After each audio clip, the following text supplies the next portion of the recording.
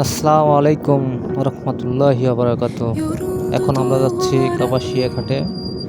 তো একটু পরে আমরা নৌকা নিয়ে অজানার উদ্দেশ্যে রওনা দেব। ধন্যবাদ। Bezip sonunda daha o senli arzularım yok olur yoktu daha. এখন আমরা আছি কাপাসিয়া, এই যে নৌকা উঠবো। Seninle ayrılığa hayalet alovunda o sevgi yandı gitti. Senin günahlarınla bizden utandı gitti.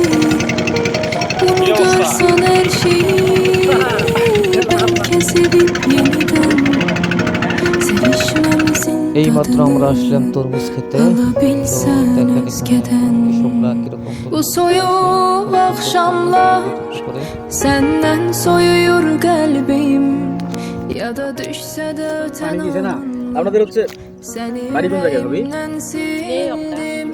Bu soyuk akşamlar senden soyuyor kalbim ya da düşse de öten anlar seni yüreğimden sildim. Of কঠিন।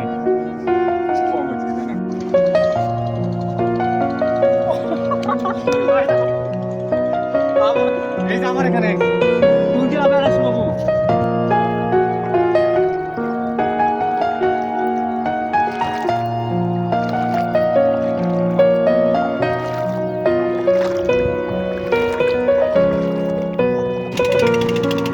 Sana bir daha dönmeyeceğim. Bu gururuma söz verdim. Arasan bile dinmeyeceğim. Sükutunla gider derdim. Seni affedebilmez yürek. Daha kalmadı hiç değerin. Zaman her şeyi halledecek. Bir başkası tutar yerin.